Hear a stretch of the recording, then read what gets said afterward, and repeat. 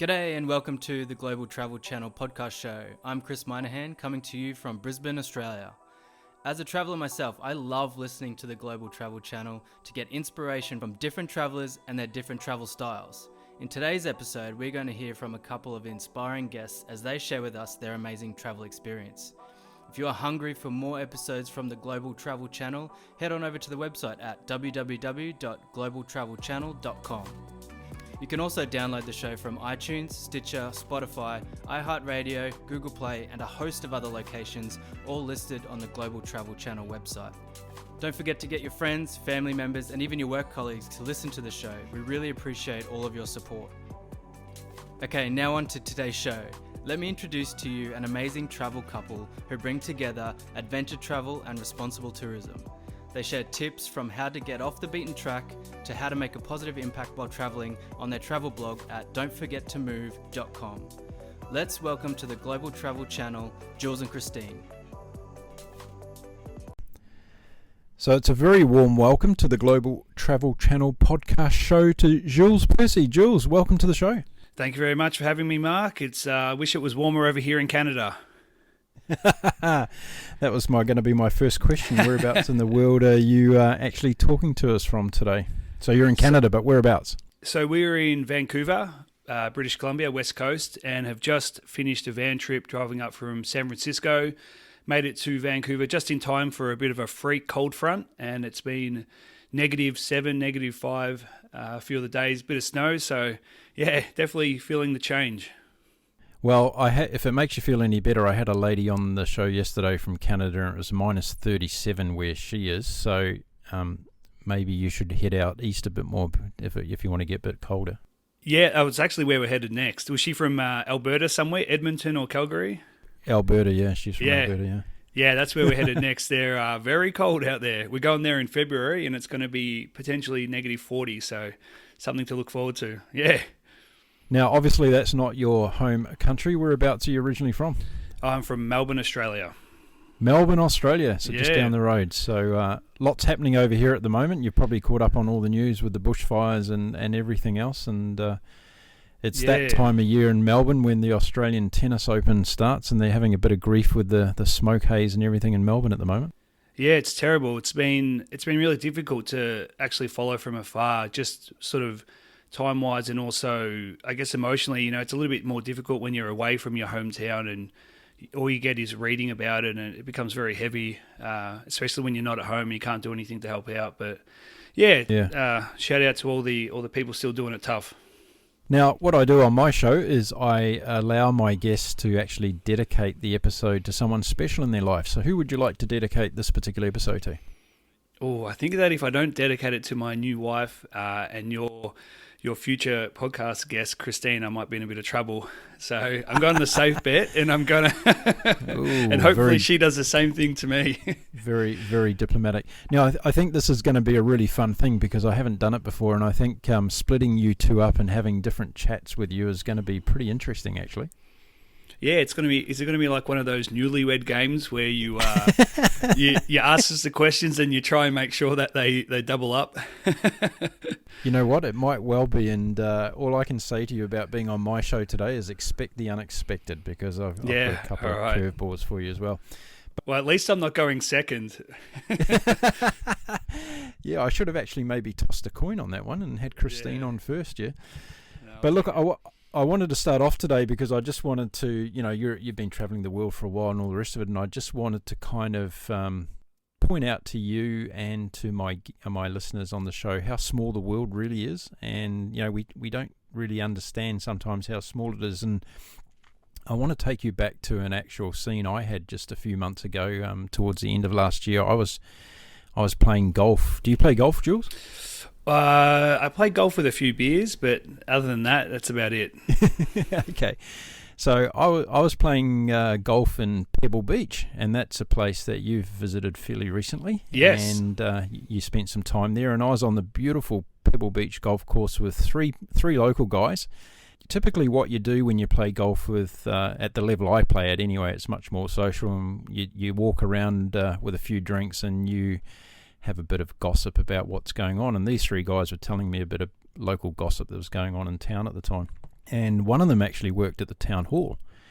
And he was telling me about this Aussie bloke that came in to get a permit to wear high heel shoes in the town. Can you believe that? Yeah. Can you believe? Now you're laughing. So do you want to tell my listeners what you're laughing about? Yeah. So wow. Oh my God, that's a trip out. So we were in Carmel by the Sea, which is a small seaside town right next to Pebble Beach. Very quaint, really cool place, and very unique, with a lot of very interesting, unique rules. And one of the rules is that high heel, I think it's to do with the cobblestone streets. They made a high heel permit, so people couldn't wear heels over 2 inches tall. So you had to go to town hall to get a permit that would basically say if you tripped and fell with high heels, you couldn't sue the government or you couldn't sue the local council. And so it's a bit of a touristy, kitschy thing that you can do in town. Well, there you go. And, it might be a touristy thing, but these guys were quite fascinated that an Aussie bloke would walk in and want to get a permit to wearing high heels in Carmel by the Sea. That is hilarious. So this guy worked for the council? Town representative, yeah. Oh, my God. And, you just got to be careful, don't you? Because you never know what you're going to come across in this world when you travel. You never know. Well, I do know that I can wear high heels in Carmel now if I want to. So that's one thing. Tell you what, we might get into that a little bit later if we've got time. But today, you guys are full-time travel bloggers, and your site is called Don't Forget to Move, and you have a new podcast show as well called Not So Bon Voyage. I love the name of that, by the way. And I'm going to stick the links all this to the show notes so that the audience listening today can get access to your podcast show and also your site. But let's go back to the beginning, because I really want to know how travel has impacted not only your life but also Christine's when I speak to her. So where did it all start from you? What was your first overseas travel experience? My first trip was, I didn't really travel a lot as a kid. Christine's story is a little bit different than mine, which she'll get into. But my first trip was an international trip at 21 to Thailand. And I went there as part of my university international studies degree and did an internship there teaching English. And that was my first solo trip. I did 3 months, most of it in Thailand, a little bit in Laos and Cambodia. And I always knew I wanted to travel, and I just didn't have the opportunities at the time. And then once I did, I pretty much never looked back and knew that was it. That was me now. So how was it, kind of, leaving Oz for the first time and going to, Thailand? It's a fairly well-known, place for Australians to travel to. But how was it for you at that age going to that country for the first time? What were some of the memories you brought away from that? It was exciting. It was a different time. I mean, I know it sounds... I'm not that old, but this was 2006, and it doesn't feel that long ago, but it really was a different era in terms of travel, in terms of, there were no smartphones. I had to go to internet cafes to email my mum. So that whole aspect of travel was very different. It was a lot more in the moment and immediate, which is something I miss a little bit about travel these days.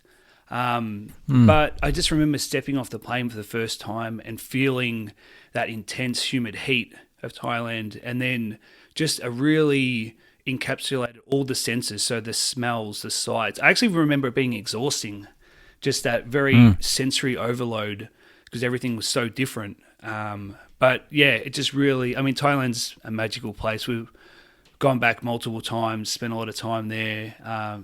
Love the Thai people, the food, so much to see.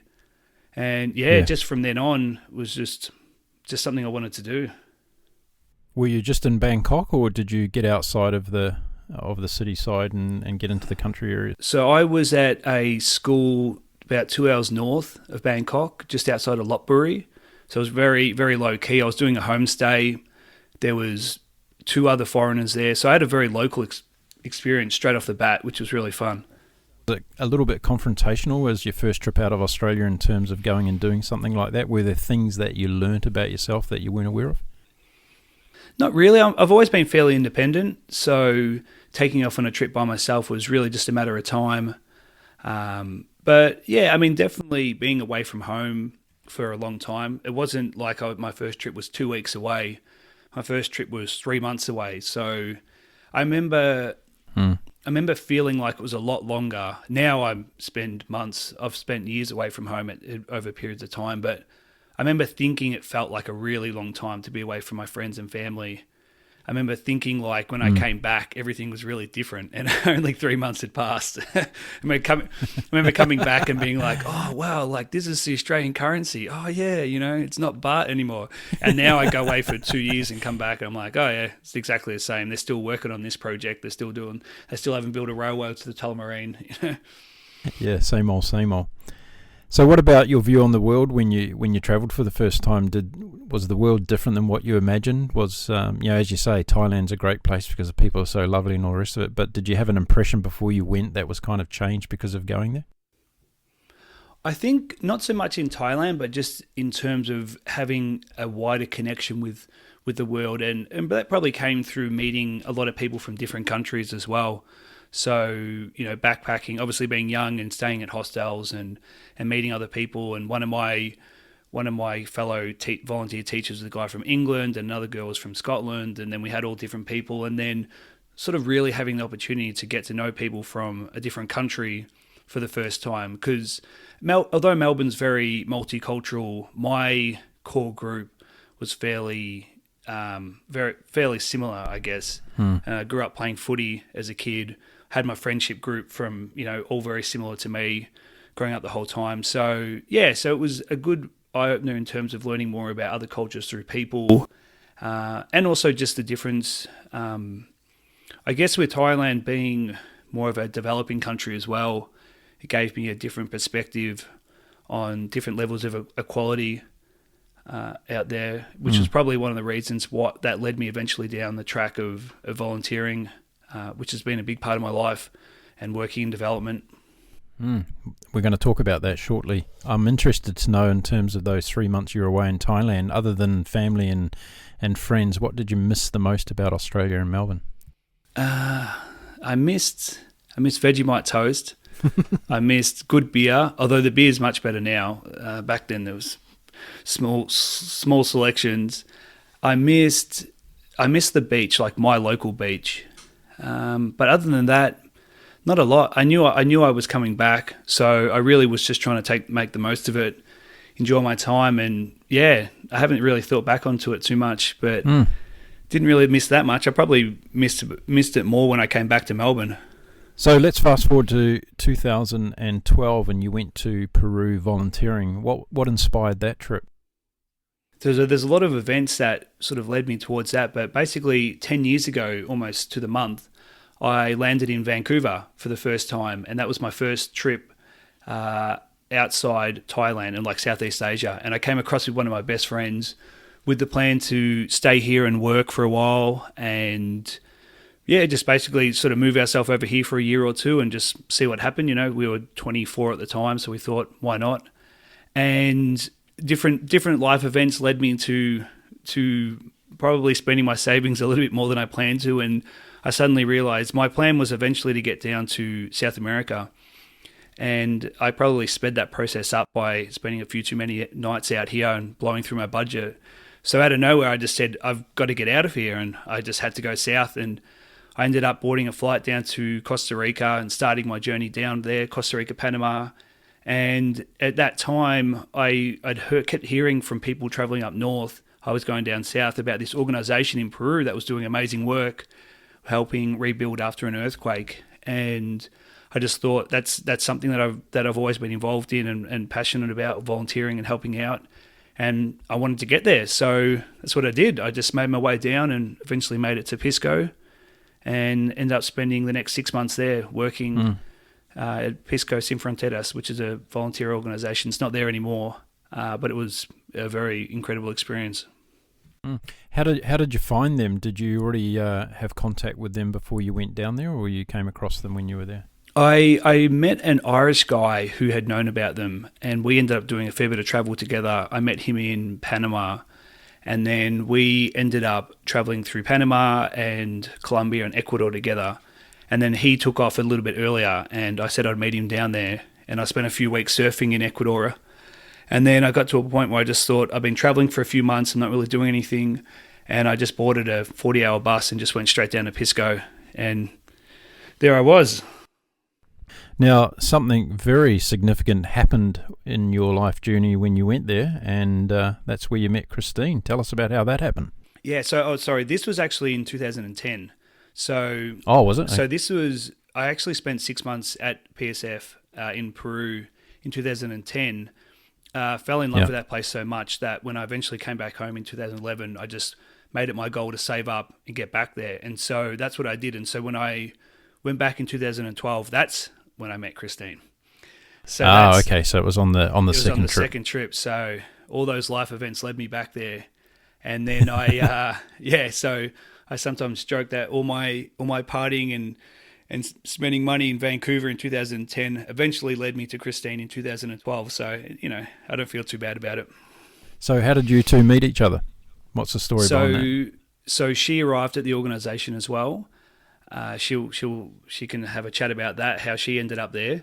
But I ended up there one day after she arrived, and she had heard about it and was planning on going there as well.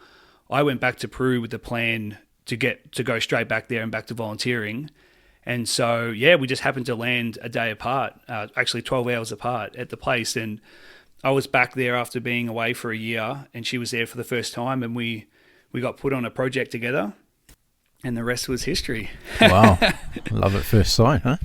Yeah. Well, we were good friends at the start. We had a good bond. I sort of rolled back in and was pretty gung-ho on getting some work done, and Christine was I led up a project straight away, and I had Christine on my team, and we became good friends over a few weeks, and then eventually we started dating, and we actually had a lot of different plans. I had plans to go to Europe after spending 6 months, and I was finally going to do Europe, and Christine was going to go back, and we changed everything. Women have a tendency to change men's lives, mate. Yeah, for the better, or yeah, both. I can assure you that. A lot of people listen to my show who are interested in taking off somewhere around the world and volunteering, and I want to get into that a little bit more with you. But after you met Christine and you got together, you've since visited 40 countries around the world together. How did you decide as a couple what countries you wanted to start visiting together? As you say, you both had different plans when you met and you were going in different directions. So how did the next phase of that happen for you both? It happened pretty organically and sort of slowly. We both changed our plans originally. So Christine was supposed to spend 3 months in Peru. I was supposed to spend 6 and then go to Europe. Like I said, I cancelled my trip to Europe. She extended hers, and we ended up spending another 4 months after that in South America. And we really just didn't have a plan. We just sort of month by month worked out what we were going to do. We knew we wanted to keep traveling. We knew we wanted to stay together.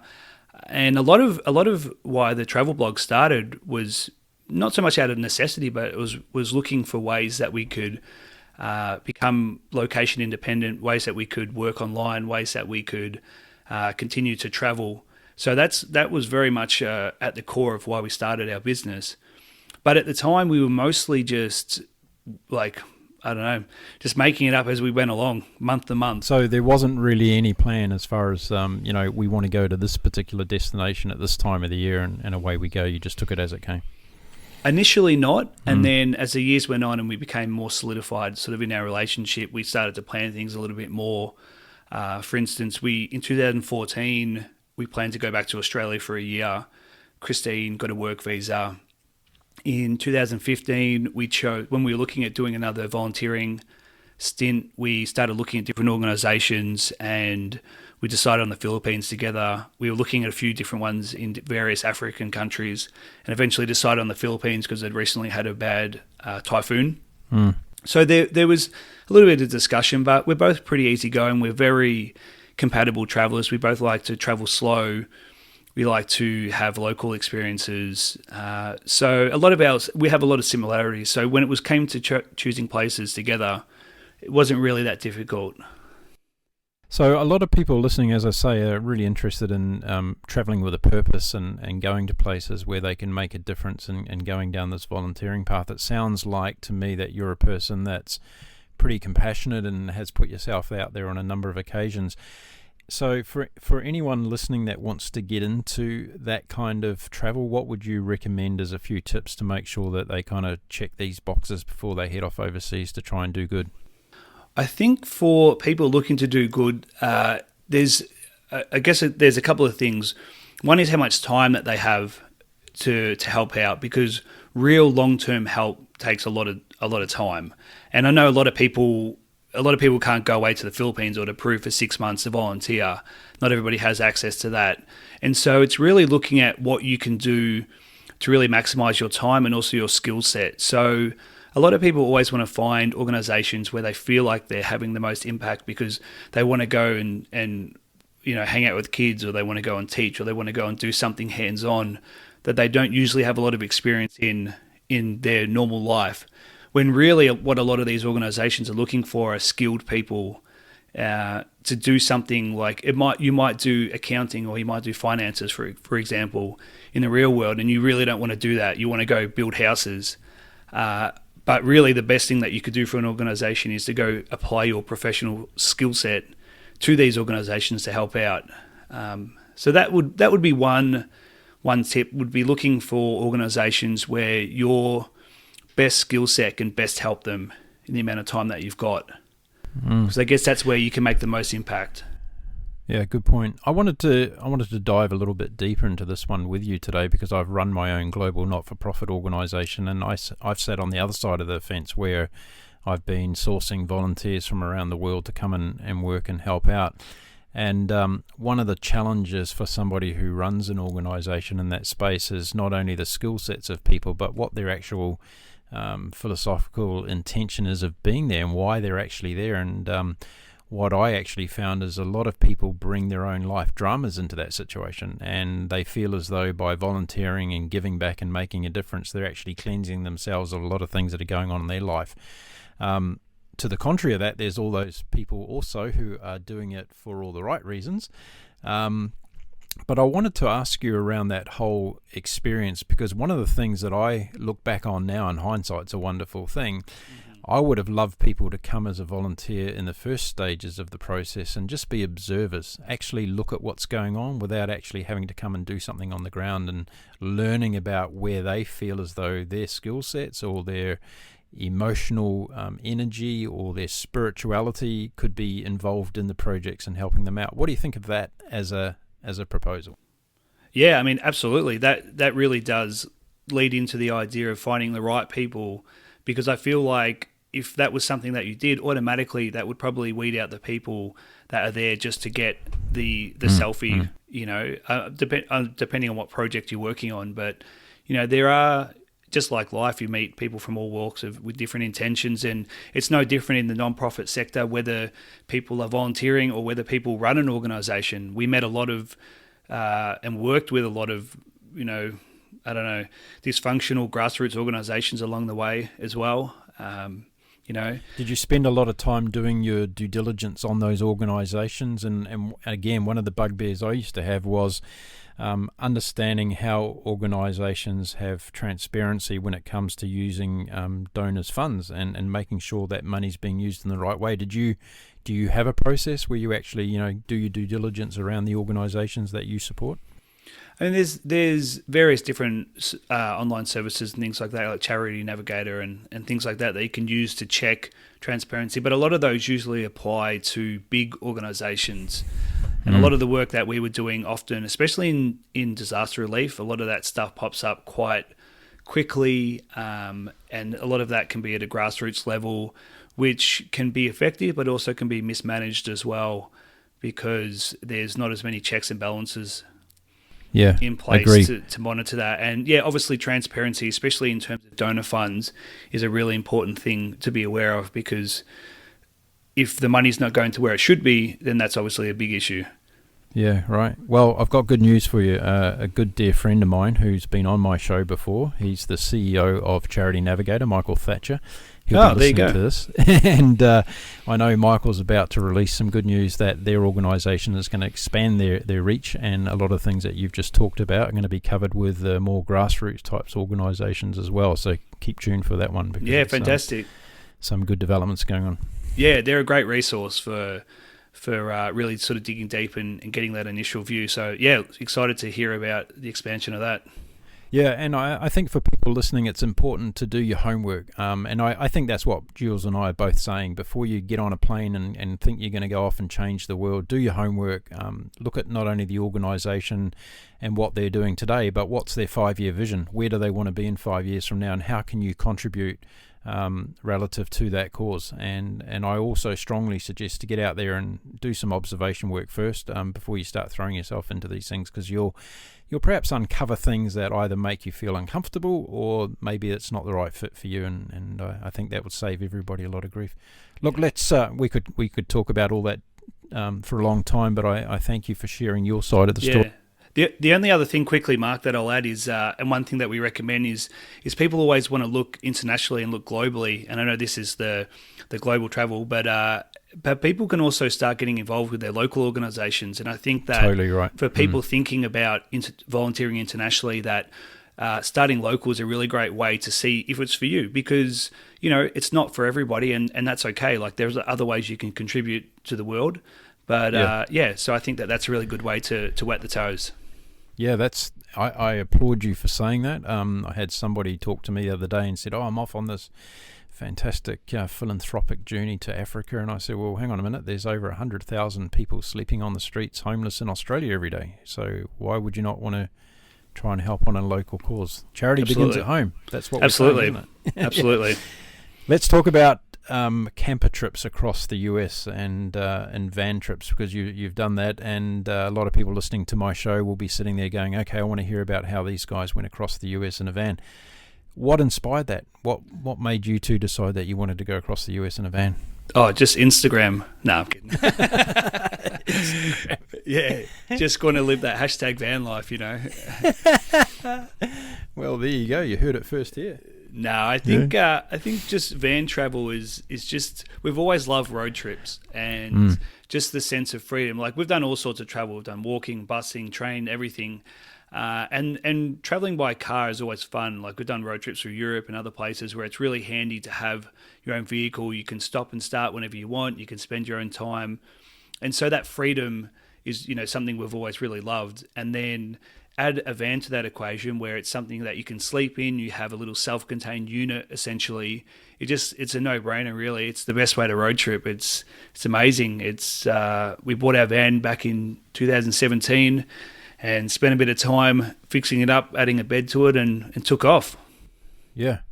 Now, your travel blog, Don't Forget to Move, is all about writing about adventure travel, sustainable tourism, real adventures that don't impact the environment, people, animals. So I'm interested to know, when you take on these adventures like buying a van and taking off, do you consider all those things before you decide your mode of transport and how you're going to get around? In terms of, adventure travel? Well, your impact, on the environment and that. So, buying a van and driving across the US is going to have X amount of impact on the environment, all the rest of it, versus hopping on a plane and flying to the other side of the world is going to have a different environmental impact. So, because you're two people that write about this stuff and you're living sustainable tourism as a mode that you're believing in, is it part of your decision-making process when you sit down and say, right, we're going to buy a van, we're going to drive it across America, what's going to be our impact of doing that to the people, the animals, and the environment that we're involved in? A little bit. I mean, van travel is definitely a lot more sustainable in terms of than flying around the world. In terms of that, and then also just when we're living very simple and minimal, and being a lot more conscious of our waste and things like that. Because I tell you, it takes, you live at home and you have a kitchen, you have a bin, you kind of don't really process it. You live in a small van and you have a plastic bag as your bin, and you realize how quickly that garbage fills up. And it really gives you a good perspective on how much waste you create every day, not just organic waste, but plastics and paper and everything like that. And so, yeah, the van was probably more of the adventure consideration as opposed to sustainable. We knew that traveling slow in a van from spot to spot, camping out in nature, buying a lot more loose food and things like that, and being a lot more conscious of that would reduce our footprint on every day. I mean, it's less than when we're living and not traveling. So yeah, a little bit of consideration, but we more so the adventure side of things, I'd say.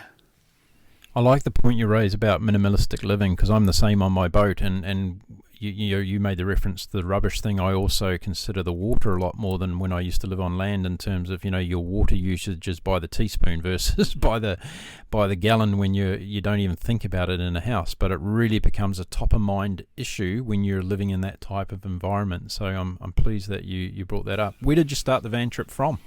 We started in San Francisco, and then we went north into Oregon and spent some time in Bend, and then drove across, and then we did a lot of Yellowstone and Montana. This was the first time. Glacier. We did a lot of national parks. That was one of our goals, to try and see some national parks. So we spent some time in Yellowstone. Did a little bit of work along the way with some clients.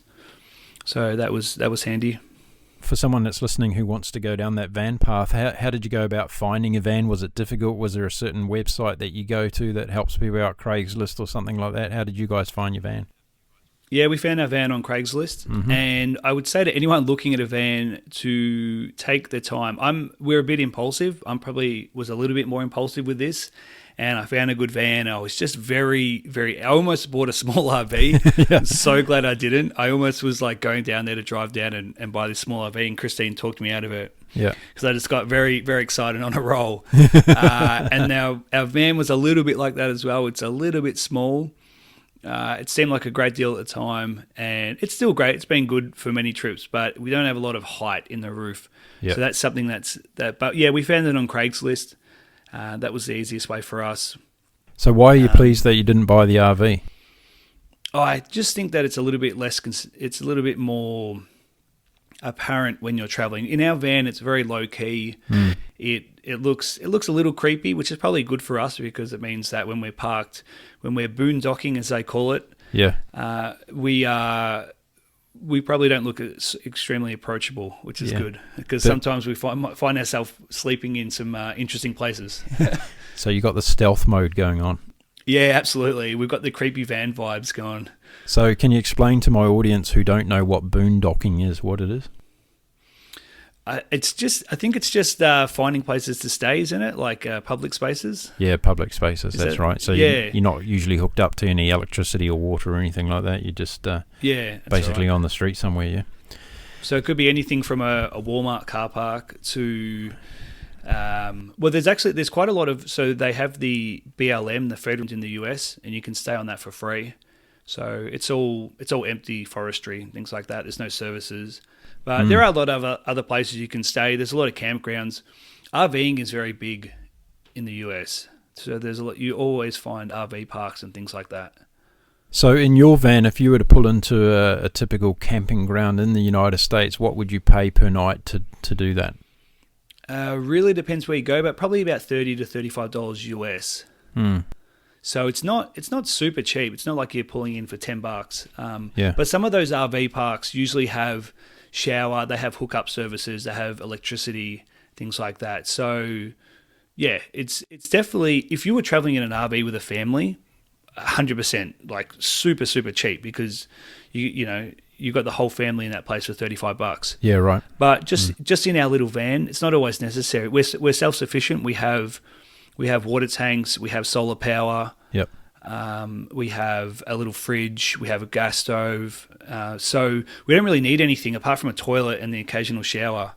So we don't really need to spend that. That's why we usually find places to stay that are free. So, but you can find some great places. Some places you can find on the beach, some places you can find in the forest.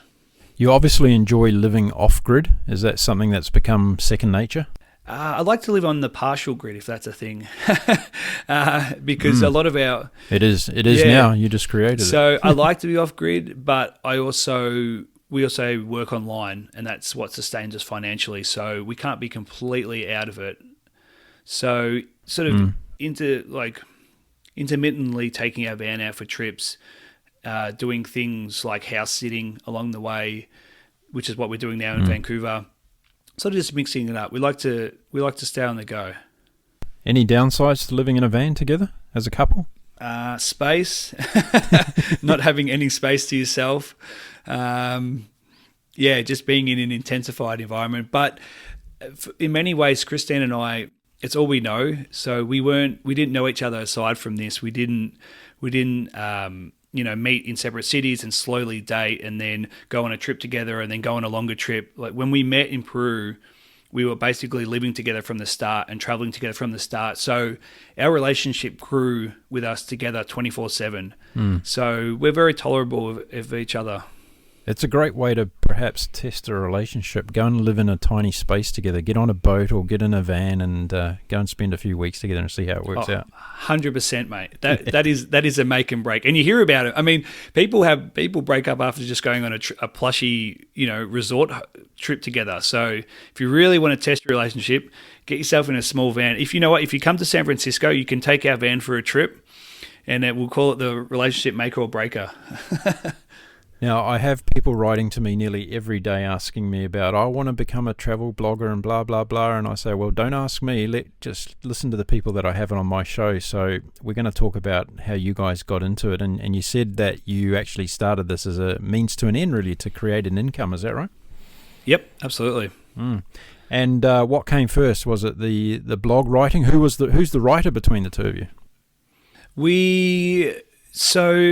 It started off, so 2012, we started 2013 and we're thinking, we want to keep traveling, we want to work something out, we want to, how can we make money? And then travel blogging then was it was in its infancy. There were a few travel blogs that are kind of the old school, the OGs of the business, but it wasn't very popular. There was no Instagram. Well, there was, but it wasn't like it was now, and a lot of other social media. And we just sort of saw a couple of these travel blogs and thought, we were both pretty decent writers. We both enjoyed photography, and we thought we could do a better job than a lot of these people because there weren't many out there back then. And we were traveling and we were amassing all this information about Central America and South America, places that weren't written about a lot at the time. So we just decided to start a blog, and we split it pretty evenly at the time in terms of writing and photography and things like that. But over the years, we've leaned into it more of our strengths now. Christine does more of the writing. I'd say I probably do more of the more of the video. We sort of split the photography. So, yeah, we kind of lean into what we're good at now. But it's a bit of a mixture. You've also got a YouTube channel, and as you say, you've been putting videos out there as well. So one of the things that I'm always fascinated in when I'm talking to digital nomads who are doing this is the amount of time they're investing in putting all this together, because I think the layman out there doesn't really understand how much is involved, and there's a lot of creation time. And if you watch one of your videos on YouTube, you'll see drone shots and you'll see all these stage sort of shots at different stages. How much time would you spend in a relative day working on your different travel blog activities? It's a full-time job. Yeah. It's probably more than that as well. Like people see the glamorous side of it and they think we've got the easiest job. And I'm not going to sit here and try and pretend that it doesn't have some amazing perks, because it does. It's taken us around the world. It's funded trips, not only funded, but we've been paid to travel, to go to places. But you also don't see the days where we sit around in our sweatpants for 3 days straight and crush out articles or SEO research or, back-end photography editing or video editing. So there's a lot of work that goes into it. And I think that in the recent years, the whole sort of influencer game has got a bit of a bad name because, it's been really easy for certain people to get a big following doing a certain style. And it's given the whole sort of industry a bit of a bad name. But yeah, it's kind of evolved over time. We were travel bloggers, then we were content creators, now we're influencers. There's, it's a couple of different names, but it's always been the same job. It's getting out there, having adventures, finding good content, and finding a way to deliver it to an audience. It used to be written heavy, so blog articles, then it was photography heavy, then it was videos. Now it's short things like, I don't know, TikTok. Yep. Now it's podcasting. So, yep. It evolves. The media industry evolves in terms of how people want to consume their content. And we are happy to evolve with it because it keeps it interesting. But yeah, it's a lot of work. Yeah. So for someone starting off as a digital travel nomad today, what couple of tips would you give them before they even got into it? I'd say don't be a travel blogger because it's too much work. I'd say look at e-commerce and look at other. I mean, if you wanted to be a digital nomad and work remotely, starting a travel blog in today's climate is probably not the best thing to do. It's highly competitive. It's also just the way the industry is moving at the moment, and especially the way certain algorithms are moving with Google and also social media. It's a lot harder to build a following. There are a lot more resources out there, which is, I guess, one of the plus things. When we started, there was nothing. Now everybody's got a social media course, everybody's got a blogging course that you can sign up for. Yep. But it is a bit more competitive. But in terms of being a digital nomad, I mean, there's so much opportunity out there to work remotely, whether it's in e-commerce, marketing, just any job really has potential to work remotely these days. So yeah, but if you really want to be a travel blogger, it's just going to take a lot of hard work, and you can. I mean, you just have to understand things differently. You can't just create what you think is good content and put it out there and hope that people pick it up. You're probably in a 0.01% of who's going to go viral. Otherwise, you need to understand the back-end stuff. You need to understand the technical aspect of SEO and how to rank organically, and you need to understand how to crack the social media algorithms so you can get that sort of content out there. And yeah, so it definitely takes a bit of hard work. You've talked about social media, and obviously it's a very important part of what you're doing. You've grown a very strong following and community on social media. What have been some of your secrets behind that in terms of getting these high rankings on Twitter and Instagram in particular? Mostly just understanding, I guess, where each platform was at its time and trying to capitalize on that. Everything's kind of evolved. Back in the day, it was about Facebook. When we first started, it was about Facebook pages, and that was the best way to get your audience going. And Facebook gave you a lot of organic reach, and you could put posts out there and get your content seen. And over the last few years, that's really dropped off. And same thing with Instagram now, organic reach. It's most people in the game are usually complaining about that at the moment. Yeah. That organic reach is going down, and in the same thing with Twitter. So it's really just trying to maximize these platforms at the right time. So everybody's shifting their focus on different things, and I guess that's probably one of the reasons why we shifted towards podcasting in the last few months, is because we saw such growth. I mean, sure, we weren't the first people to start a podcast, but we're not the last people either. And so, yeah, just kind of like trying to ride that train and get in it while it's hot. Yeah, I think it's really interesting what you're talking about, and I think it goes back to, like anything in life, if you're prepared to work hard and put the miles in. The podcasting community is exploding at the moment, but we all know that within 6 months' time that a lot of those shows are not going to exist anymore. So it's about one of the things that I wanted to, I guess, come back to you on, is that asking yourself, why do you actually want to do this stuff? Like, is it a passion? Is it something that you really, really believe in? And are you going to be authentic? Because again, if I watch your content or read your stuff, it comes across as being very authentic. It's coming from a place of, I don't want to say just honesty, but real heartfelt stuff. And I think that's something that attracts people. Is that something you intentionally do to put it out there?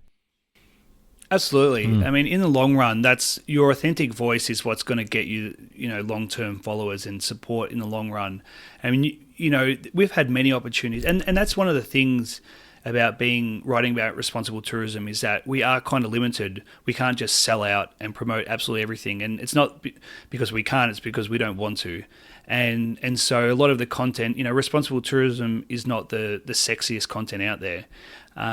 But when we have the choice to work with brands, we really consider, the impact and things like that. And so, yeah, if it means turning down working with a skincare product that has animal testing, then absolutely, we don't care how much money it's going to cost. Or if it works, with a restaurant that doesn't sustainably process their food, one of those big M's, that's what we've got to do. So, yeah, you take a little bit of a hit from that, but being authentic and finding your niche audience and your voice definitely helps you engage with that audience and get a following over the years. But yeah, consistency, and like you said, working hard, being consistent and putting in the miles, like you said about the shows, how many of those shows are going to still be there in 6 months' time? And I think that for a lot of people, they put in the work and they see the instant results because they're fresh and they're new and all their friends and family like that. And then after a month or two, people don't care. because let's be honest, they don't care. Like, no matter how big of a supporter your mum is, she doesn't really care if you've got a new podcast episode out. Sorry, kids. And then so you sort of drop off, and then the hard work starts, and then you're like, okay, I've really got to put the miles in here. And a lot of people, I always remember this saying. This was back years ago when we actually almost quit our blog, which is an interesting story. But you know, most people, it's, you know, working and making this success kind of like a bell curve, and most people usually drop off when they're right at the top and they just don't know it, and that's where you just need to push through. So there is also power in knowing when to give up and when you should redirect your attention and your efforts into something perhaps more useful or profitable or whatever. But yeah, I think that people are looking for that instant gratification when they post something online, and they're not looking to really try and build something, and that's what you need to do. So why did you nearly give up? Oh, we were just over it. No, we just had too many things on. So it was probably mid 2015. We'd had our blog for only 2 years, so it was more of a hobby at that stage. I used to be a high school teacher, so 2014 I spent most of that year teaching in Australia. We went to the Philippines. We both went back to school and did our masters in international development. So we were in the Philippines. We were working 40 plus hours, volunteering 40 plus hours a week at this organization, which was very emotionally and physically taxing. Plus we were working on our masters, trying to keep the blog alive, and we just weren't really seeing where it was going. So we were like, I don't know if it's worth it. Like, what are we going to do? What's our path? And then there was a blogging conference in Bangkok at the end of the year, and we were thinking about going to it. And then the other thought was just, I just don't really know if it's worth it. And we just decided to give it a shot. And we went there, and for the first time, we actually met and interacted with other people just like us. And some of them were not doing as well as us. Some of them were doing the same, some of them doing better. And we're like, okay, so you actually can, you know, take this to the next level. You can make some money. You can expand your partnerships and your options. And that definitely inspired us to learn a bit more about it from a different perspective. And we just sort of turned it from that point on into our full-time business. So 2016 was a bit of a slower start, but we took it on as our main project. And then basically since sort of mid 2016, it's been our full-time job. Now, you do this as a couple, and being a solo artist here on my podcast show, doing it all by myself, I can understand the limitations. Do you think doing what you do would be nigh on impossible as a solo traveller to do it to the level you are, or do you think there's obviously huge benefits in doing it together because you're sharing the journey as well as the workload? Yeah, I think that there's pros and cons to both. I guess the negative from being two people is that we have to split a paycheck. So that obviously means that we have to work extra hard. But then there's some things that are shared expenses, so they don't exactly work out to be exactly two people. It's more like a person and a half.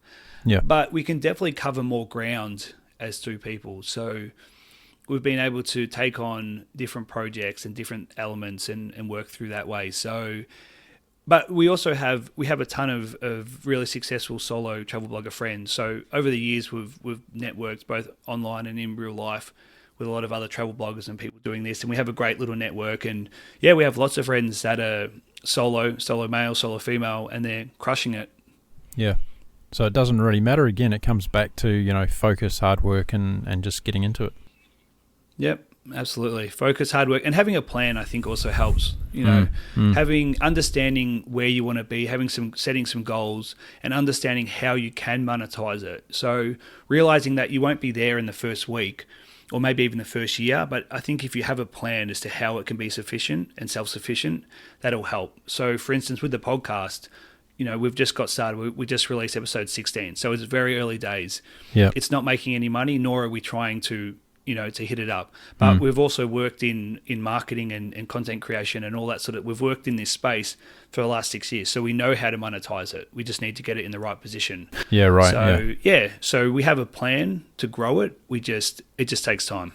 Yeah, good advice for anyone listening that's wanting to get into this space, all these things that Jules is sharing with you in terms of, I think the most critical one is what you've just mentioned actually, is to have a plan, know where you want to go, because if you're just aimlessly running around out there, then you're not going to get the return on the investment. I don't mean that only in a financial sense, but also in a emotional and spiritual sense. Now, I'm always interested to ask people like you who have been traveling the world for a while and have been documenting that journey as you guys have. What's it going to look like now in 5 years from now today? What's the vision down the track with both life and this traveling scenario? Oh, I think that we have been working over the last couple of years with the goal in mind of being a little bit more stationary. We have sort of done that anyway in the last couple of years. So in our first few years, we're bouncing around. I mean, we do travel slow. We like to go to places for, we've spent 2 months living in the middle of nowhere in Bulgaria and, weeks in random countries and things like that. But bouncing around Europe and things like that, we can't do that for a year at a time now. It's too physically taxing. It's not very great for productivity for work. So we have been creating sort of little bases, places, and then spending most of our time there and then going off for trips here and there. So we spend a lot of time in California, San Francisco. We spend a lot of time in Bali, Indonesia, which is a bit of a digital nomad hotspot, and a bit of time in Australia. And then from there, we go off and do trips. So I'd imagine over the next couple of years, it'd probably be a bit more of that, getting a little bit more stationary. We have plans in the next 5 years, I'd say, to have kids, have a family. So we got to consider that. That changes things. It not only means we have to be thinking more about like our personal finances, but we need to think about the financial stability of a family. We don't want to raise a kid on rocky surfaces, So it just means you've got to take a little. You sort of can't live, as a freelancer when you work for yourself. We have certain aspects of passive income and things like that. We know that's coming in, but some of the times it's, you can have a really good month and you can have a slower month. And so, it's just really sort of solidifying more of that. We want to be very comfortable before we have a family and bring a third little Voyager into our family. But yeah, I don't know, probably just a bit more of that. Spending a bit of time in Bali, I'd say. And,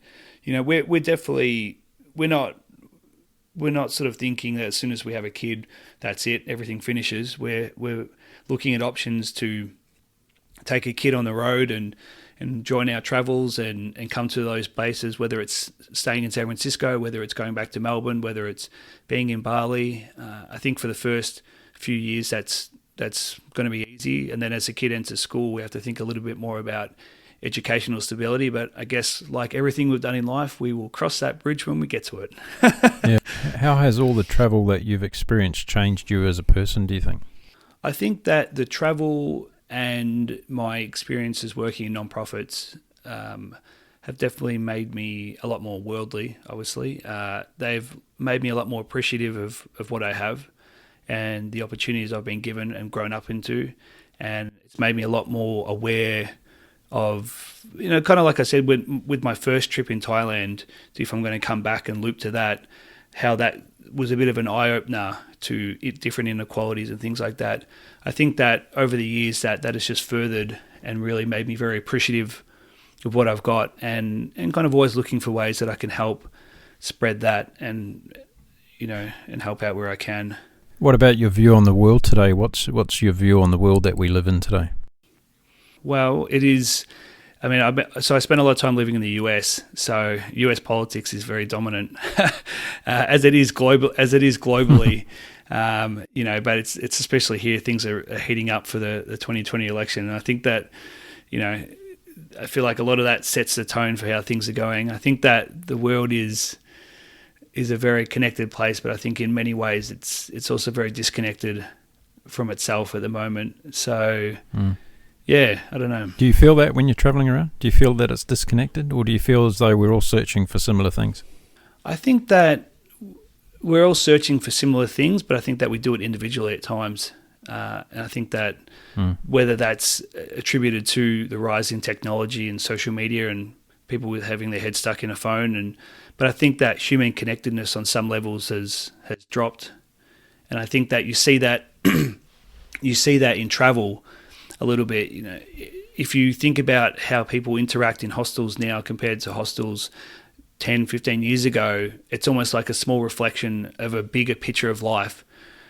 Now it's a lot more, I'm on my phone and I'm looking at Instagram and I'm checking in with friends back home. Whereas back in the day, if you didn't have that option, you were a lot more receptive and open to meeting people. And now it feels a bit more closed off. Not to say that everybody goes into experiences like that, but people are a lot more driven. People are driven, I think, by other people's choices. I think I read recently that I can't remember who did the survey, but it was 40% of people interviewed said that they chose their next travel destination based off Instagram. And, I'm not saying that that's necessarily a bad thing. And it's people who make income and make a living, not just off Instagram specifically. But I just think that it's just an interesting evolution, I guess, of people's choices. Where are your 3 favourite travel destinations, and why are they your 3 favourite travel destinations? It changes a lot. Sometimes I mix it up just for something different. But we always tend to say Cuba because we've been there a couple of times, and it is one of those places. Actually, on topic to what I was just talking about, it's a complete opposite because you're like back in the 60s. There's no one. You don't have to worry about rolling in and seeing someone on their phone, ignoring you being on Instagram. So that was the land that time forgot. Yeah, absolutely. So that was a really interesting place to travel to, but I mean that's also changing. We went there in 2013 for the first time. We went back 3 years later, and we noticed a difference already. But that was definitely a unique place because, travel was a lot more personable. Our experiences where we both speak pretty good Spanish, not fluent, but almost fluent. So that definitely helped our experience. But Cuba, Mexico is a long-term favorite as well. It's a place we've gone back to a lot over the years. We got married there last year in Sayulita, just north of Puerto Vallarta. So spent a lot of travel around there. And then, I don't know, we always mix up the third one. Thailand, it's a bit of an old classic, but we do love it. The food's... Bulgaria, is that on your list? Nah, Bulgaria's not on the list. Estonia was a cool place. I just had a friend the other day saying that he was blown away by Prevdev in Bulgaria, and it's a fantastic place to go. Bulgaria is a very cool place. We were living for a few months in an apartment in a town called Plovdiv. Yeah, that's where he was, Plovdiv. Yeah. So it's a little bit of a European digital nomad hub. It's outside the Schengen zone, so you can get outside those visa restrictions. So it does get a bit of an expat crowd. But yeah, it was definitely interesting. Very interesting. Eastern Europe is an interesting place. It's very culturally different. Significantly. And we could talk about that for a whole show. Bucket list destinations that you still haven't been to. Give me a couple of places that you still want to go to that you're desperately seeking. So we like it's funny when we choose places to go to, like everywhere that we've been, that's like the last place, that's like our favorite place. And then new places, they always seem like they're like, oh, I'm not that fussed. But bucket list places, I've always wanted to go to the Seychelles. Yep. Beautiful. Definitely South Africa. We were almost supposed to be in South Africa about this time this year. Yeah, probably maybe next month. We were planning on going, and then we decided up to Canada instead. But definitely South Africa. We've got some friends there, and we'd love to do more of Africa as well. We haven't done a lot of that.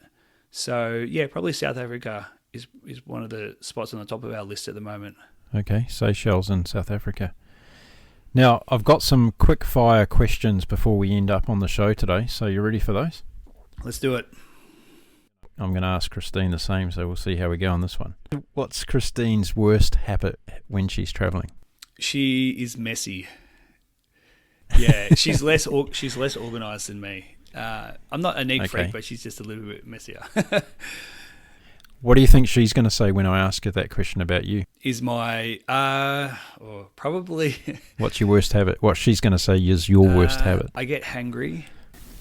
So I can be a little bit snappy. If it's like, if I'm tired or if it's hot out there, I can get a little bit frustrated. Yeah, I can be a bit of a hothead. Okay, we'll see. We'll see whether she comes up with that. On the flip side, what's the best thing about travelling with Christine? She is always up for an adventure. She's she's the other half of my adventure. Okay, cool. Window or aisle seat? Aisle.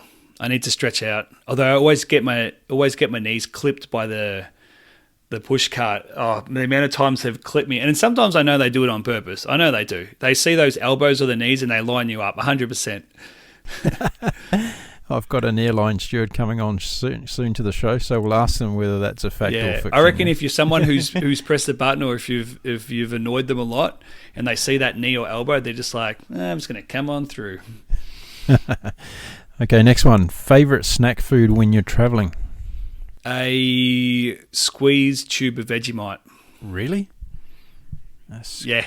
Eat it raw. Oh my goodness. You're really an ambassador for Australia, aren't you? Sure am. I watched a YouTube video the other day with you guys eating thousands of candy bars. Yeah. What was the sugar rush like after that? Oh yeah, I felt sick. They were fun. That was good. We did one of those food challenge videos. Christine ate all of the typical Aussie snacks for the first time. That was a lot of fun. And I did the reverse in the US. Yeah, they're good. Okay, back to the list. Worst travel experience to date. Getting very, very sick in El Salvador. I don't know how graphic you want me to get into the story, but let's just say I think I beat the personal record of how many times you can go to the bathroom overnight. Actually, I'll throw something in there. I'll ask you about that because I recently did a Facebook Live about people and traveling, and one of the things that I was amazed at was the lack of preparation people put into medical planning when they travel. Are you guys that have got some level of sophistication around making sure that you've got things like your blood group and everything on your body and all that sort of stuff when you travel? No, Right. Not really. I don't even know what blood group I am. So that's a definite no. Then you don't really plan for plan for the risk side of your travel adventures. No, but Christine has a great story. Like, she'll probably talk about it, but Christine's worst travel experience is a great one. So if you get time to chat about that more, that's a good story. What's the most shocking thing that you've seen while you've been traveling?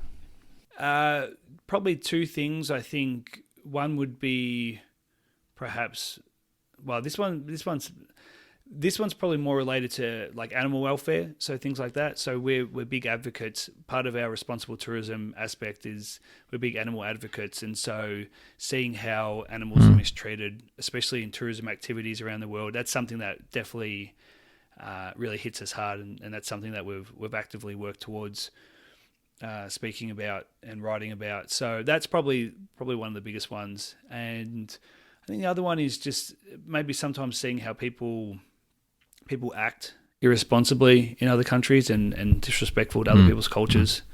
That's probably more of just a disappointing thing, especially if it's people from your fellow country. Yeah.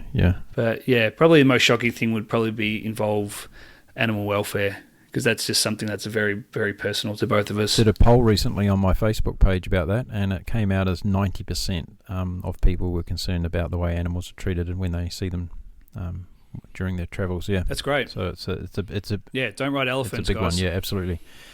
What's the scariest thing that's happened to you while you've been on the road? It's interesting because so our podcast, Not So Bon Voyage, not to throw a little plug, but it's all about when travel things go wrong on the road. That's the crux of our story, of our podcast. And so we tell other people's stories of when they've had things go wrong or it's been scary or things like that. But in terms of our own travels, we've really been quite fortunate in terms of things that have gone wrong. Like, we have never been robbed. We've never been in an accident. We've had a couple of medical issues, but in terms of sort of scary things, I don't know. I've been pretty fortunate.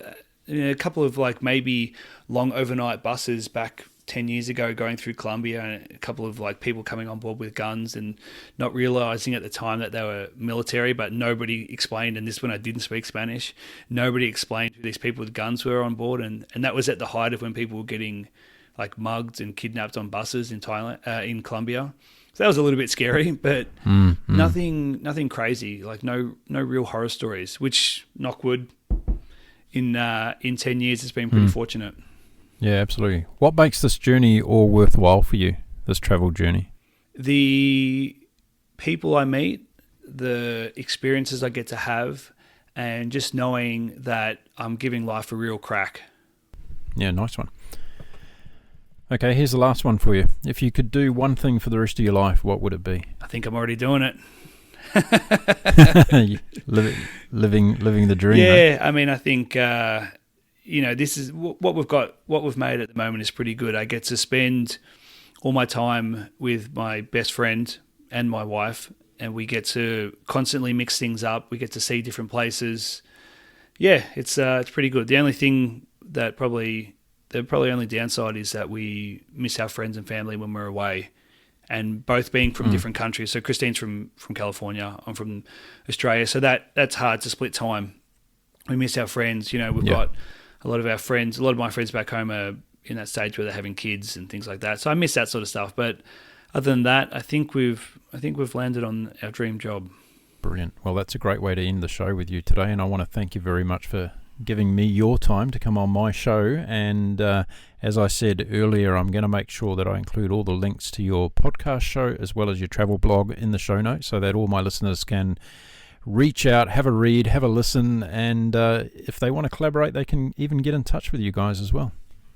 Yeah, appreciate it, Mark. Absolutely. I mean, if any of your listeners have any crazy travel stories where things haven't gone right, absolutely. If they want to shout out, we tell stories, other people's stories and things like that. And if anybody listening has any questions about travel blogging, I know I probably didn't sell it super well in terms of moving forward, but there is opportunity there. And so if anybody is listening and thinking about travel blogging or has any questions, absolutely reach out to us, and we'd be more than happy to help answer any questions. Fantastic. Well, thanks again, Jules, and I'm sure we'll keep in touch. I'd like to have you back on the show at some stage and talk about updates as and when you get to some of these places that you haven't been to yet.